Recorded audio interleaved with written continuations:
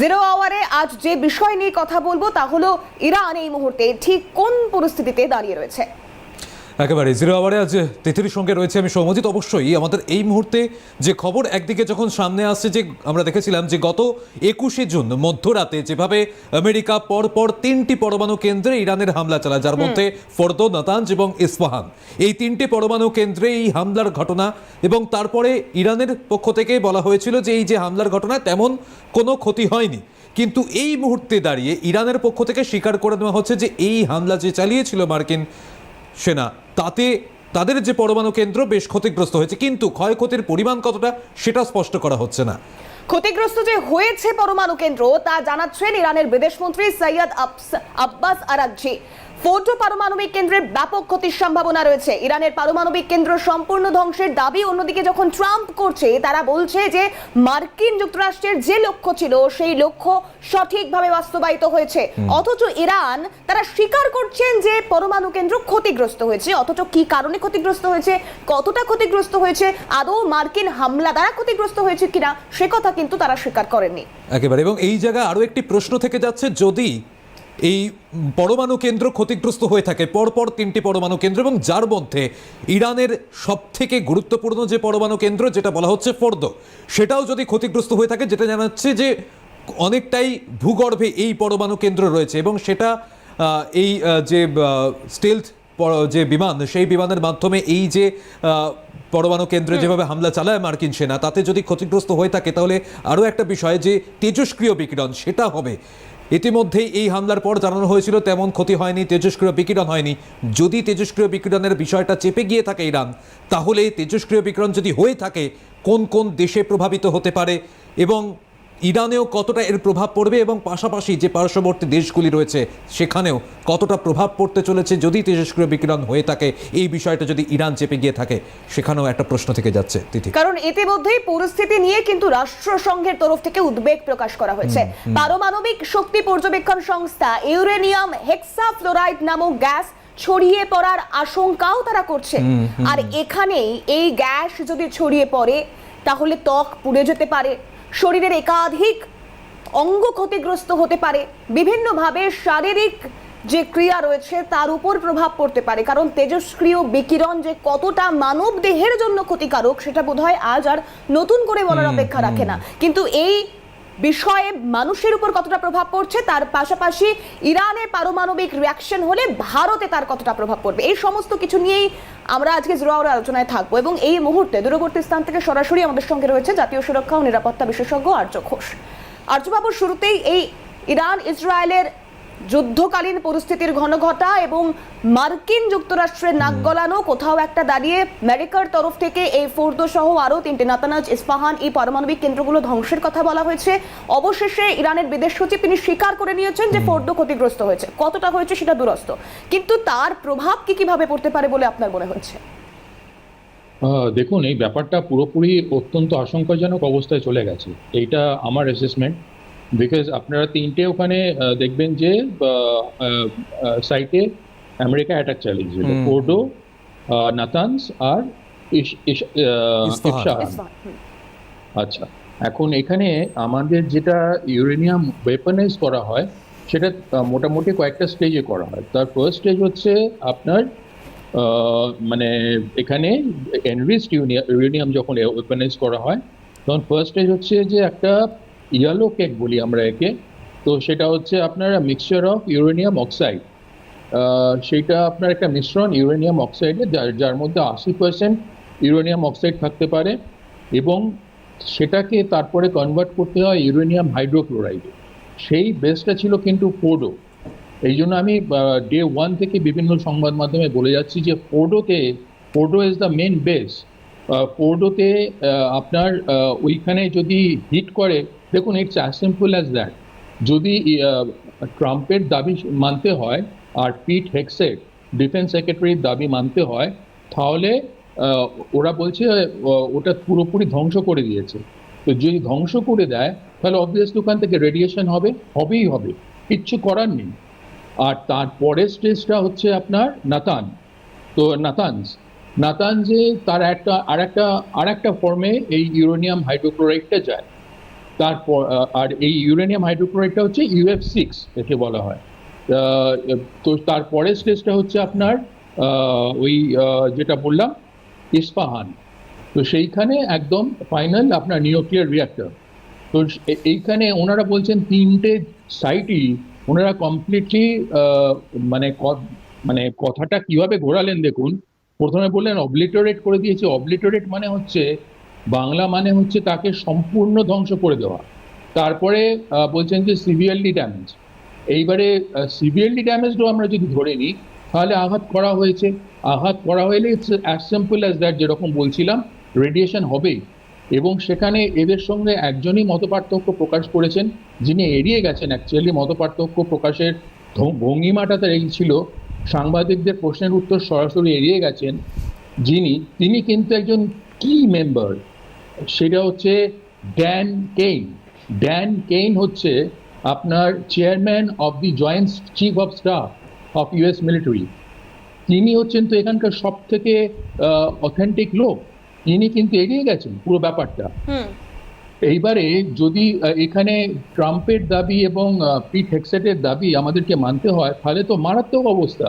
এখানে আপনার ইউএনের যে অ্যাটমিক যে নিউক্লিয়ার আছে, বডি আছে, যাকে বলে watchdog, nuclear atomic watchdog, IAEA, international atomic energy agency, তার যে ডাইরেক্টর জেনারেল রাফাল গ্রসি, তিনি বলেছেন যে যদি আপনার এই ধরনের ঘটনা ঘটে, এবং আপনাদেরকে আরেকবার বলে রাখি, আমি এর আগে যে সংবাদ মাধ্যমে স্টুডিওতে বসে দুদিন এটা নিয়ে আলোচনা হচ্ছিল, প্রথম দিন যখন আলোচনা হচ্ছিল, আলোচনাটা শেষে ব্রেকিং নিউজ এলো স্টুডিওতে বসেই, আমি দেখলাম যে ওই আরেকটা জায়গায় ইসরায়েলি বিমান বাহিনী হামলা চালিয়েছে, বুশাহের।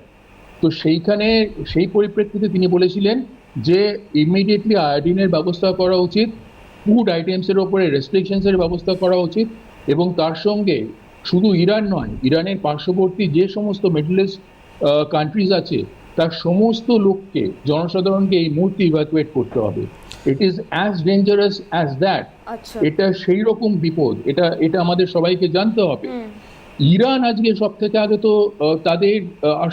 তাদের আশঙ্কা ব্যক্ত করা উচিত। ইরান পুরো ব্যাপারটাই চেপে যাচ্ছে।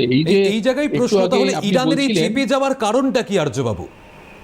এটাই তো হচ্ছে আপনার দেখুন, এক খুব গুরুত্বপূর্ণ প্রশ্ন জিজ্ঞেস করেছেন আপনি। এইখানে এই যে ইরান যাদের নির্দেশে চলে, জানবে ইরানের পাবলিক, পাকিস্তানে আনলাইক পাকিস্তানের টেরর স্টেট পাকিস্তান, ইরান কিন্তু একটা সভ্য দেশ।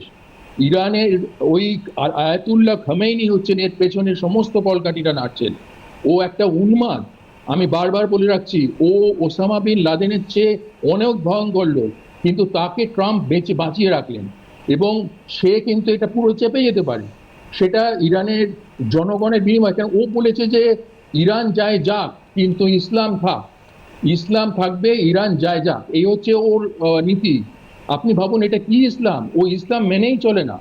আচ্ছা, এইবারে আপনার ওই যে একটু আগে প্রীতি বলছিলেন, যেটা ওই আমাদের ইরানের যে বিদেশ মন্ত্রী আব্বাস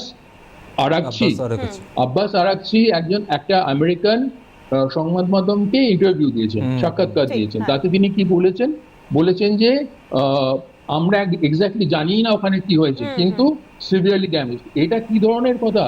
এ তো সাংঘাতিক কথা। আর আপনারা বুঝতেই পারছেন পাকিস্তানের পাশে ইরান, আর সেইখান থেকে সেই পারমাণবিক বিকিরণটা আমাদের দেশে আসতে, বিশেষ করে প্রথমত পশ্চিমাঞ্চলে, ধরুন জম্মু কাশ্মীর, সেইখানে গুজরাট, এই সমস্ত জায়গাগুলোতে আসতে, পাঞ্জাব, এই সমস্ত জায়গাতে আসতে বেশি দিন সময়ই লাগবে না। আর এরপরে উত্তরে হওয়া শুরু হবে কয়েক মাস পরে। তো আপনি ভাবুন আমাদের দেশ সাংঘাতিক ক্ষতিগ্রস্ত হবে।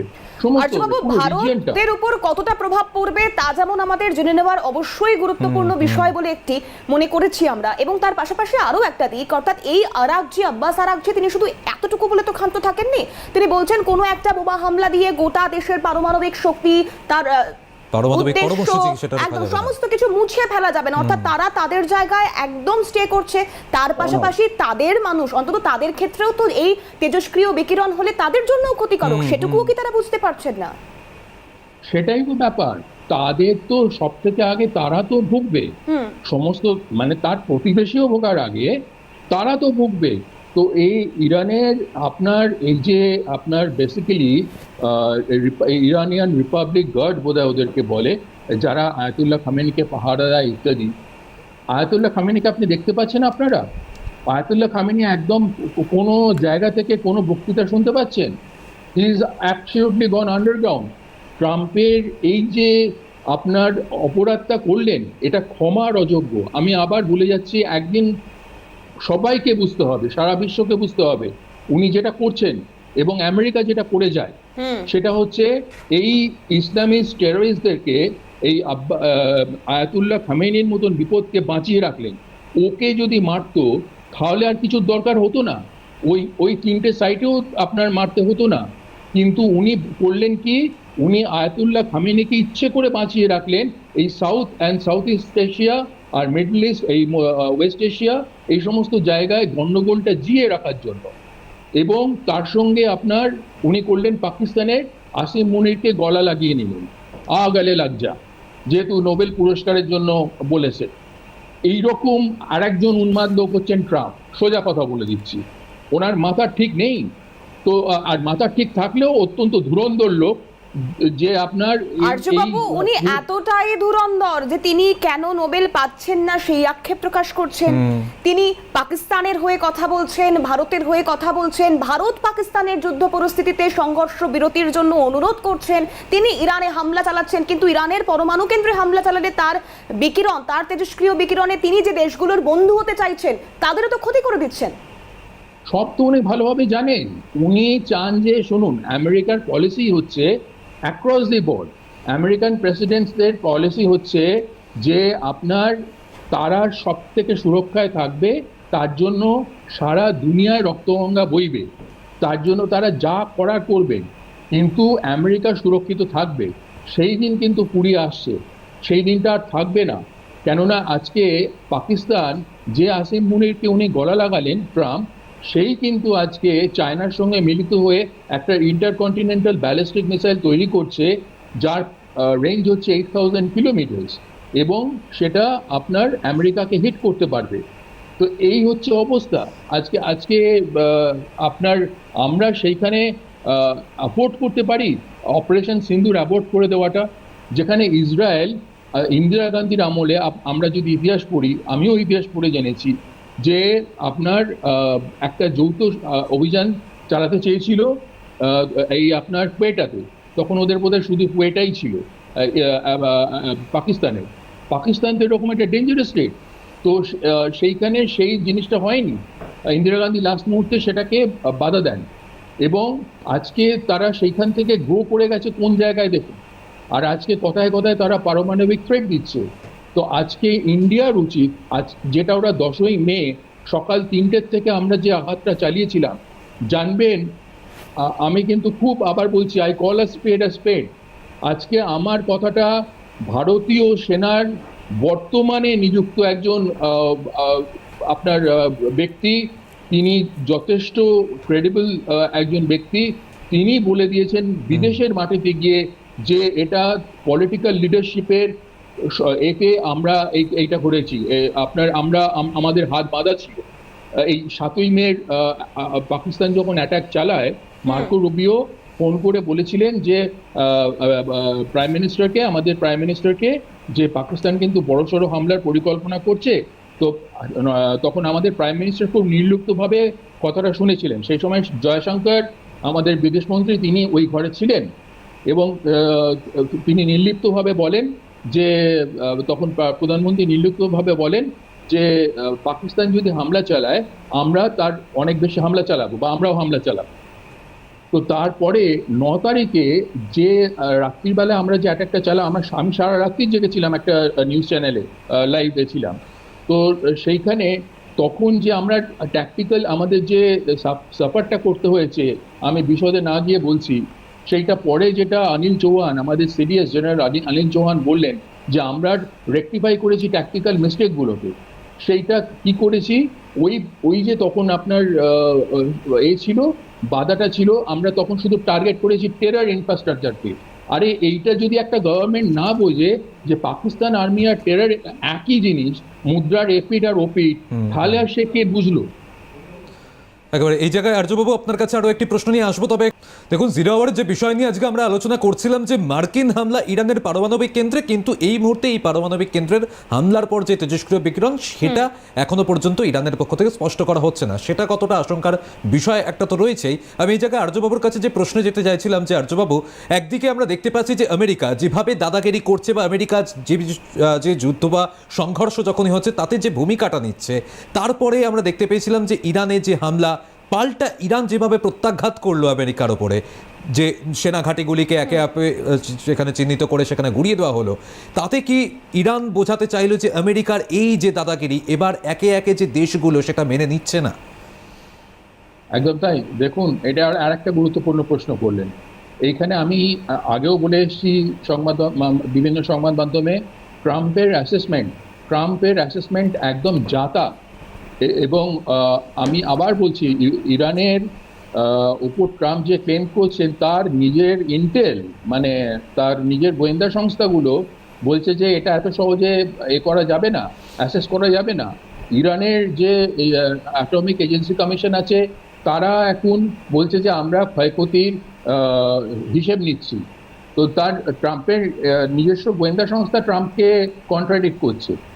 আর তার সঙ্গে আমি আবার বলে যাচ্ছি, মিলিয়ে নেবেন আমার এই কথাটা, রেকর্ড করে রেখে দিন, ইরান যে সামর্থ্য ডিসপ্লে করেছে আর যে সামর্থ্য তাদের আছে, তার মধ্যে বিস্তর ফারাক থাকতে পারে, বিস্তর ফারাক।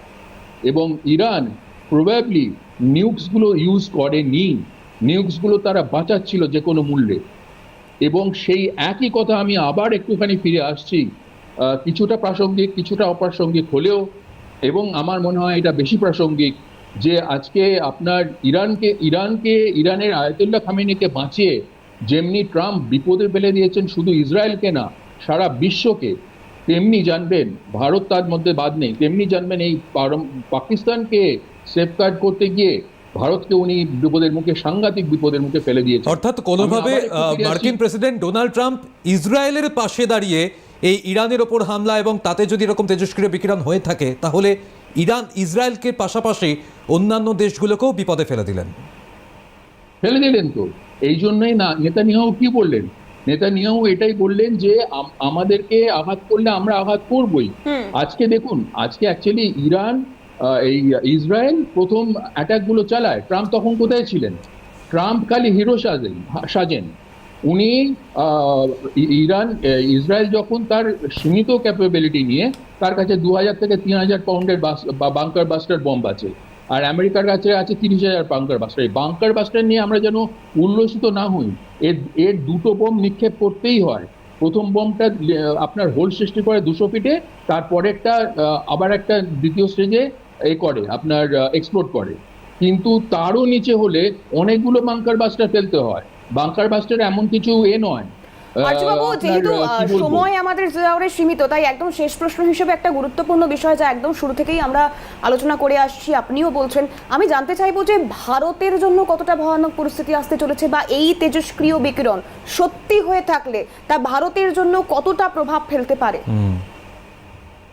ভারতের জন্য দেখুন, আমি দুটো কথা আমি বলবো এখানে শেষ করার আগে। সেটা হচ্ছে, এক নম্বর, আমি আবার বলছি, ভারতের জন্য সেই তেজস্ক্রিয় বিকিরণ শুধু ভারত নয়, ভারত ছাড়িয়ে বাংলাদেশ এবং আশপাশের অঞ্চল সবকিছুর উপর প্রভাব ফেলতে পারে। সেখানে মানুষের বিকলাঙ্গ হয়ে যাওয়া থেকে, ক্যান্সার হয়ে যাওয়া থেকে আরম্ভ করে জেনেটিক মিউটেশন সমস্ত কিছু ঘটতে পারে। আর একটা কথা আমি বলে দিয়ে যাচ্ছি, 9th মে যেটা আমরা ভুলটা করেছি, পাকিস্তান বুঝতে পেরে গেছিল 10th মেতে তাদের পরমাণু কেন্দ্রগুলোর ওপর আমরা তাদের ধ্বংস করে দিতে পারি। সেই জায়গা থেকে ভারত যে পিছিয়ে এলো, এটা ঠিক একই কাজ করলেন আমাদের ভারতীয় গভর্নমেন্ট, যেটা আজকে ভারতকে বিপদের মুখে ফেলে দিলেন। করা উচিত, বা এই সময় দাঁড়িয়ে এই মুহূর্তে কি পদক্ষেপ নেওয়া উচিত? এই মুহূর্তে দেখুন, সামনে অমরনাথ যাত্রা আছে, এখনো আমরা সেই টেররিস্ট গুলোকে ধরতে পারিনি, তারা ইজ অ্যাট লার্জ। এই মুহূর্তে পাকিস্তানকে অপারেশন সিঁদুর পার্ট 2 করে পুরো অবলিটারেট যাকে বলা হয়, সম্পূর্ণ ধ্বংস করা উচিত পাকিস্তান এই পারমাণবিক এবং তাদের যে ground forces, SSG headquarters, ISI headquarters, GSQ Rawalpindi ধূলিসাৎ করে দেওয়া উচিত। এছাড়া কোনো 7 জন্ম আমরা নিষ্কৃতি পাবো না এর থেকে। কিন্তু সেই জায়গায় কি ভারত পৌঁছবে, বা যে নীতি নিয়ে ভারত চলে, ভারতের যা বিদেশ নীতি রয়েছে? পলিটিক্যাল রিজলভ যদি না থাকে কোনোদিন পৌঁছবে না, আর পলিটিক্যাল রিজলভ যদি থাকে তাহলে সেদিনকেই পৌঁছতো। আজ পর্যন্ত আপনি দেখুন তো, আজকে শাহিদ আফ্রিদি গালাগাল করছেন আমাদের প্রধানমন্ত্রীকে, আপনারা ফেসবুক খুলে দেখুন, তার সোশ্যাল অ্যাকাউন্ট খুলে দেওয়া হয়েছে, আবার তাকে বন্ধ করে দেওয়া হলো। এটা কি হাস্যকর পর্যায়ে নিজেদেরকে নিয়ে যাচ্ছে ভারত গভর্নমেন্ট। একদম, এবং এখান থেকে যথেষ্ট দৃঢ় পদক্ষেপ না নিলে হয়তো আমাদের জন্য সুদিন আসাটা একদমই দুরস্ত হয়ে যাবে। অনেক ধন্যবাদ জানাবো আর্যবাবু এতটা গুরুত্বপূর্ণ সময় আমাদেরকে দেওয়ার জন্য। সৌগত, অর্থাৎ এই জায়গায় এখন যে আশঙ্কার বিষয় একটা থেকে গেল, যে এই যে পারমাণবিক বিকিরণ বা যে তেজস্ক্রিয় বিকিরণ যদি হয়ে থাকে, এর ফলে কি কি হতে পারে, ক্যান্সার থেকে বিভিন্ন যে রোগ সেটা তো আমরা জানি, এখন সেটা নতুন বিষয় নয়, কিন্তু কতটা প্রভাব পড়বে, যদি প্রভাব পড়ে তো কোন কোন ক্ষেত্রে বিশেষ করে প্রভাব পড়তে পারে, পরবর্তীতে আমাদের নজর থাকবে। তবে 0 আওয়ার এখানেই শেষ করছি। পরবর্তী খবরের জন্য আপনাদের নজর থাকুক ক্যালকাটা নিউজে।